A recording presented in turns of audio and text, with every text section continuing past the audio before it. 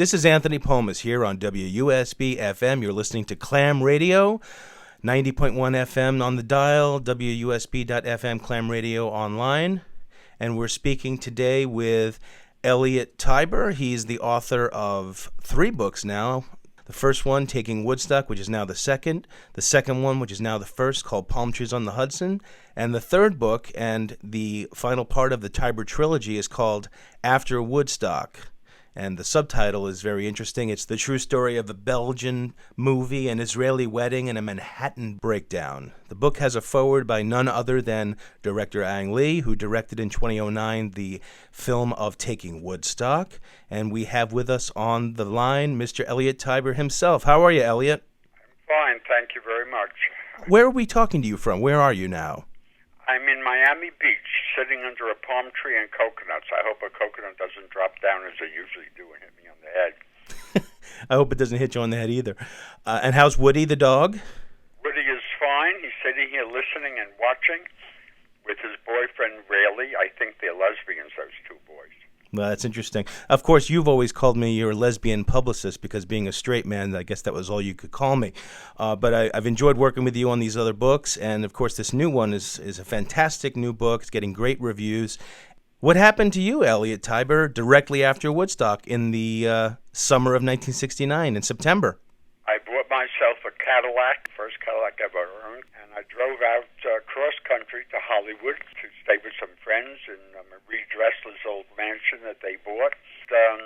I decided I was going to make movies in Hollywood. Well, I tried, and it didn't work out. And as I recall also from the book, I think it was the late spring of 1970, you got a call from your sister Renee that your father was very ill and you had to come back to New York. Tell us a little about that. Yeah, she called and told me my dad was very ill. I was very upset, so I went there and to the hospital where he was, and I spent all the time with him that I could, which was only really a couple of days, I think. And I was talking to him. He was sort of in a kind of a coma, but he's responded to me. He was holding my hand so tight. He'd never held my hand my whole life. So that really was very moving to me. Then as I held him in my arms, he passed on. Okay. Thanks for sharing that with us. So now your father's passed away, and it's the summer of 1970, a year after the Woodstock miracle, and you find yourself right back where you never wanted to be in the first place, at the El Monaco with your screaming, crazy mama. Then suddenly 9 limos show up? What happened? 9 stretched black limos drove into the parking lot, the driveway. I had a lot of signs. I was an artist. I painted signs with question marks saying WHA, W-H-A, and this place is for sale, a bargain, get it today, etc. And they drove in, and the families all got out. They're looking around the grounds, and one guy came over to me, and I was sure it was the mafia. It looked like the mafia. And he said, "This is a nice place here. We have 9 families. It would be very nice. There's plenty of room. There's houses. There's bungalows. And how much you want for it?" Well, out of the air, I took out a figure, 187,000, 182,000, I forget. I just made it up, and that was a fortune. That was like $1.8 million, I guess, today. And he said, fine. And he went to one of the cars, and he took out 2 big shopping bags with cash.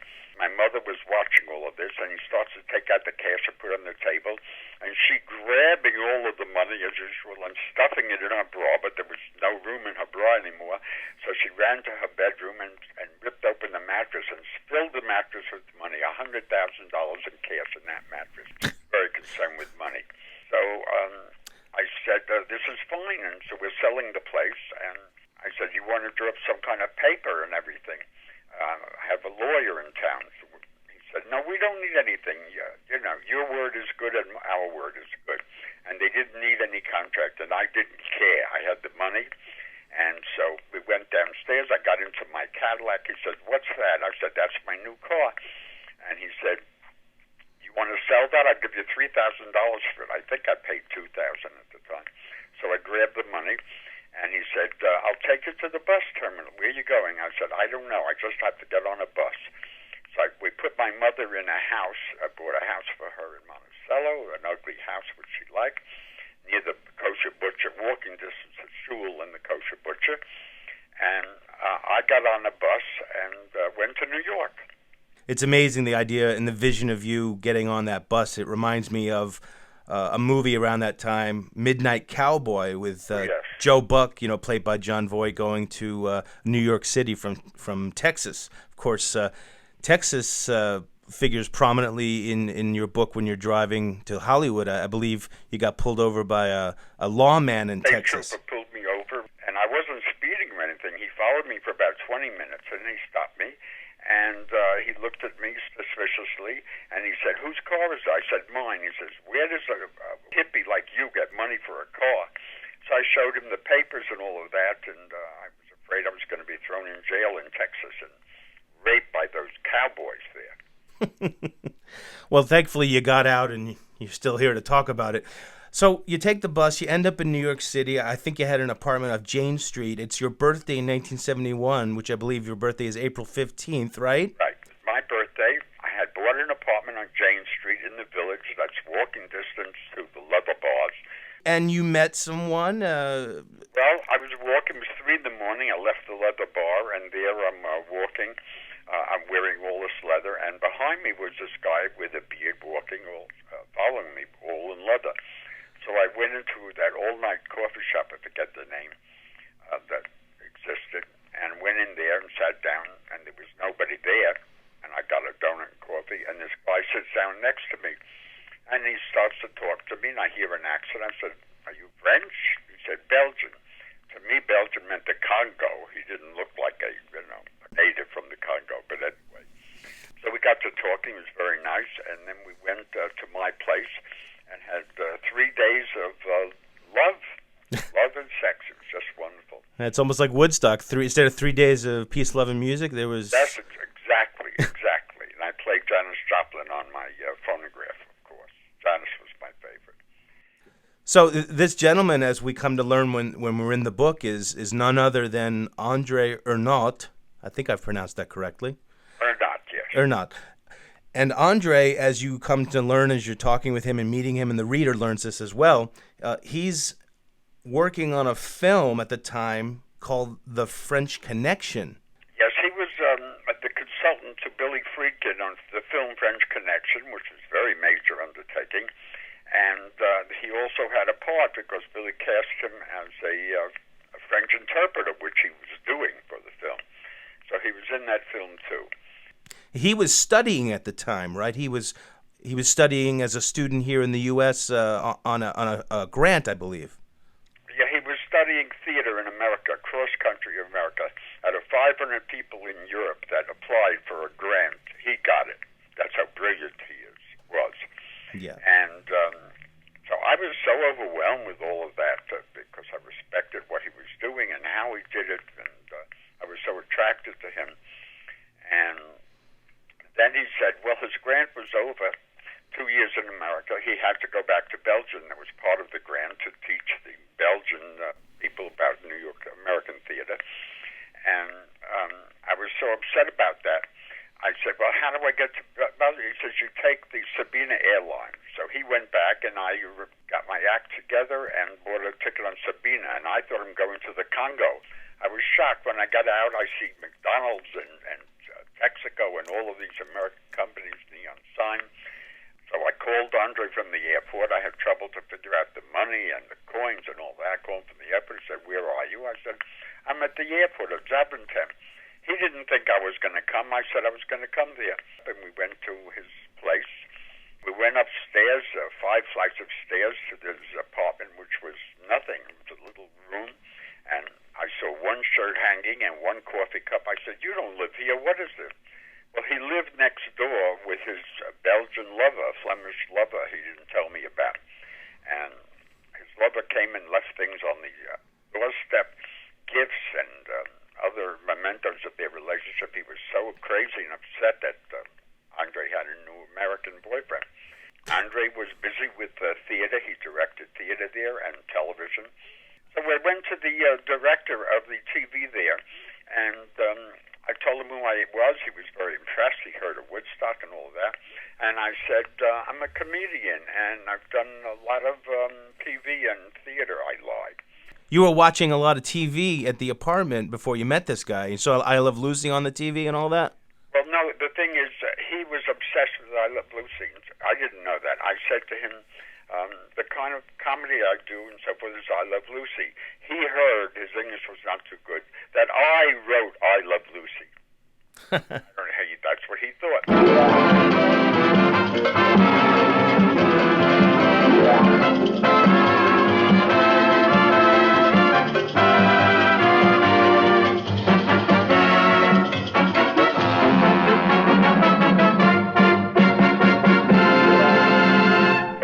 Correct him. It didn't matter because he said, let's do a TV show. You do what you want here.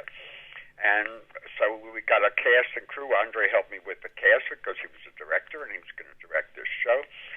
Some of the prime actors in Belgium that he worked with.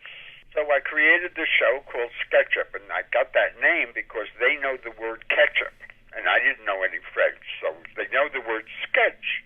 That's how I came up with the name Sketchup, which they loved instantly. And it was such a hit, and it was entered into the Montreux, Switzerland television award show.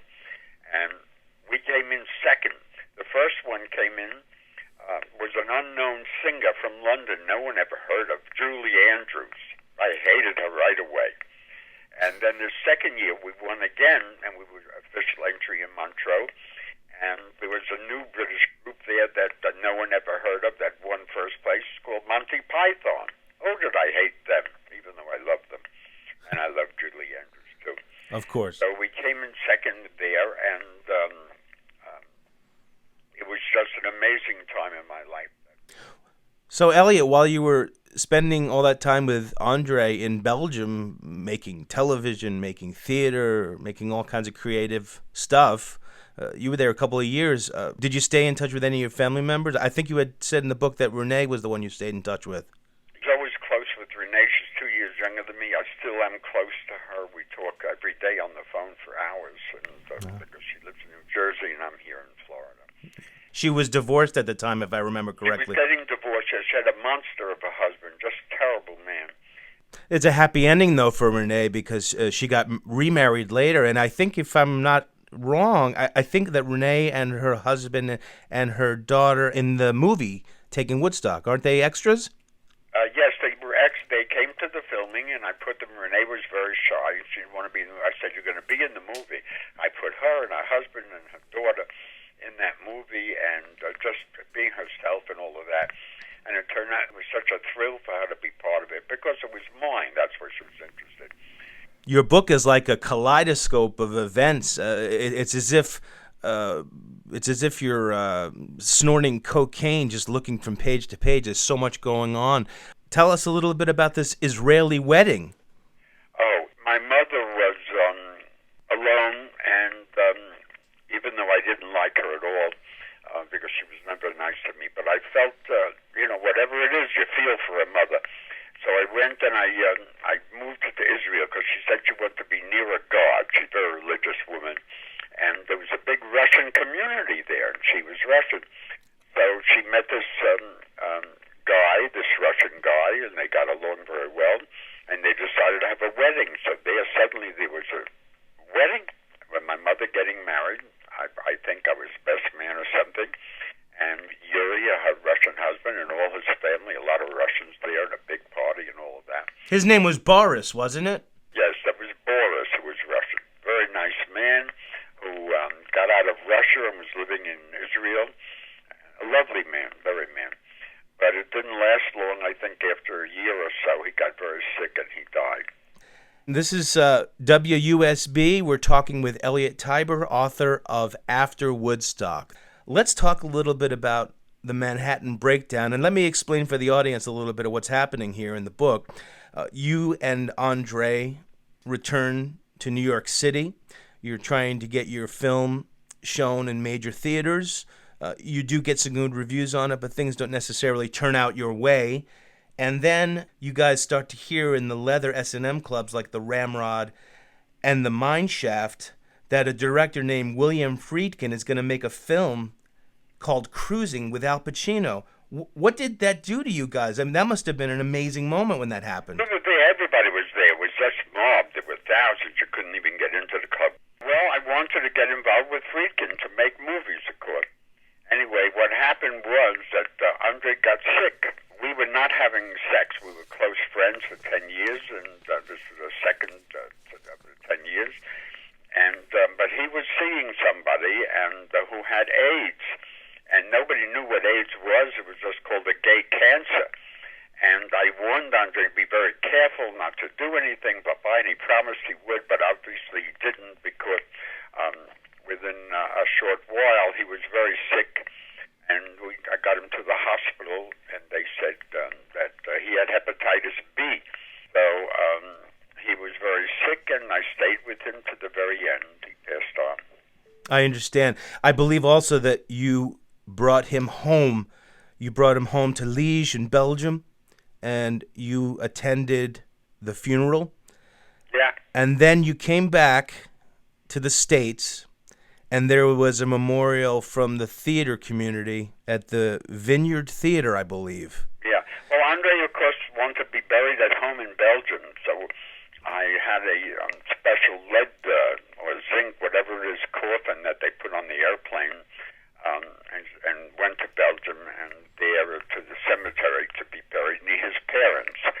And I went back to New York, and the Vineyard Theater, where he had directed quite a few plays in Manhattan, said that they would like to have a memorial for him. And the theater held 500 seats, and they asked me to speak. And so I said, I'd like to be the last one to speak. This was where I buried myself in front of 500 theater people, for all the producers from Broadway, off-Broadway that he knew, and from Yale University, where he directed and he taught and so forth. And I got up on there, I had listened to all of the stuff they were talking, and I started to tell them off. I ranted and raved how they were all monsters, how they took his work when he directed plays that was so brilliant, and they moved it to Broadway without him, with another director, intact. And that we went to see it. It was so upsetting to see. We left the theater after 20 minutes because it was his work and they were taking the credit for it. So I told them all off that they were monsters and they were probably the cause of his illness and sickness. And they were just in total shock there. These were the major people on Broadway and off-Broadway. And I knew I was burying myself. They would never work with me after telling them off, which doesn't matter. Well, I say to you, on some level, even though you've described it in other interviews as professional suicide, I know I was very moved by what you did, and I think anyone and everybody who reads this book, when they get to that moment in the story, and we don't want to, give the whole book out to everybody here on the air, it almost was a work of art, even if it was a self-lacerating one, something very artful and heartful too. So I definitely applaud you on that one. And I think the readers, when they get a sense of the completion and the closure of your story in After Woodstock, it's the third book, it's taken this amazing story from the beginnings in Brooklyn, and then again at the end where suddenly you find yourself in San Francisco in a green room for a local television show. I remember, you remember. Who was sitting with you next to you on the couch there? Well, I was doing this talk show, and in the green room was sitting Ang Lee. Well, I knew his work, and he won the Oscar for Brokeback Mountain, and I had my book with me. I went over and I gave him a hug, and I was hoping he was gay. I would have married him in a minute. He was such a genius, and we got friendly talking, and he said, "What are you doing here?" So I told him Woodstock, all of that stuff, and I had a book. I said, "May I give you my book?" And he said, "Certainly." So that's how I met Ang Lee, and we talked, and I said, when you read my book, I think you should do a movie out of my book. I had chutzpah, which is the Yiddish word meaning ultimate nerve. Chutzpah means a little boy kills his mother and father, and he tells the judge, he says, "Your Honor, have pity on me. After all, I'm an orphan." Well, that's the traditional Jewish explanation of chutzpah. Then 2 months later, I get a call from Focus Features, his film company there, and they want to have a big meeting with me in New York, and it was in some high school gymnasium. There must have been 800-900 executives there, all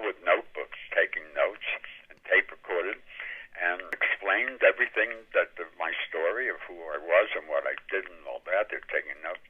And then they said, we're going to make a movie out of this, Taking Woodstock. We're going to make a movie out of this book. What an amazing story. You and I have been talking the past couple of months about a potential film of After Woodstock, and it seems so remarkable to us both, as you know, Elliot, that there's a director named William Friedkin, and in 1970 he did a film that still now is considered a pioneering film of gay cinema called The Boys in the Band, based on the play by Mark Crowley. And then you meet Andre, who's working on Mr. Friedkin's film The French Connection. And then in 1980, Mr. Friedkin is making another film called Cruising, which is almost like a second variation on gay themes from a straight director. I know I've said to you 100 times by now, this seems to me, After Woodstock would be an amazing third film for Mr. Friedkin to make because A, he worked with and knew Andre. B, this would be a continuation of the gay themes that he explored in Boys in the Band and Cruising. And C, like Ang Lee, this could be in many ways a comedy, which is something that Friedkin has not really ever done too many times. Yes, I wrote him. I haven't heard any answer yet, but I wrote him. I sent him the book, and we're waiting to hear from him. Maybe he will do it. And there are others. Martin Scorsese, I also admire his work, and Brian De Palma. There are many. What I wanted was Zero Mostel to play me, but unfortunately he's dead. So, and his son is nothing like him at all, unfortunately. Oh, Josh Mostel. I think he was in Woody Allen's Radio Days. Yeah, but he's not at all like his father. I needed a Zero Mostel. But there must be a Zero Mostel out there. I'm sure there were lots of zeros out there, Elliot. Let me ask you this. You're 80 years young now. What do you think of this world now at 80 years young? Well, I'm in Florida under palm trees and coconuts, and everyone says it's paradise here. But to me, paradise is New York. I'll take the first offer that brings me to New York and puts me in an apartment. The rest I'll take care of myself. I'll sing and I'll dance on CBS TV or one of those stations. You know, it's amazing you said that about singing and dancing, because I was thinking earlier today while I was putting my notes together for this interview, one of the things you've yet to do has been music, or to perform as a musician with a rock band. And I thought it would be great if you had a group called the Saber-Tooth Tibers, and you could. Well, that's a good possibility. I can't sing, but that doesn't stop me from singing. If there was one thing that you would want each person who reads After Woodstock to do for themselves in their lives after reading the book, what would that one thing be? People should be true to themselves. People are afraid. They have feelings that they want to do something or be something, and they're afraid to try it and do it because they're afraid they'll fail or they haven't the talent to do it. I think that if people would refocus their own energy on developing in life what pleases them, makes them happy, or does some good for the world, that's the time to do it. Thank you so much, Elliot. We've been listening to a conversation. I've been listening to this as well, even though I'm having it, but we've been listening to a conversation with Elliot Tiber, stuck down in Miami, Florida, author of After Woodstock, the true story of a Belgian movie, an Israeli wedding, and a Manhattan breakdown. This book, like almost every other book on the planet Earth, can be bought through Amazon.com. You don't have to even leave your couch, your chair, or your toilet, or the bed you might be laying down in right now. On Amazon. Yes, it's doing wonderfully well. Now, the book has a mass appeal, and I'm not being told to say that. Whether you're gay or straight or have sex with dolls, it doesn't really matter. It's a fantastic read, and I think you would do well to read the book, After Woodstock. Elliot Tiber, thanks so much for being on the air with us. Woodstock Daddy, the man who saved Woodstock, tells his story of the After Woodstock in his world. Thank you so much, Mr. Tiber. Take care.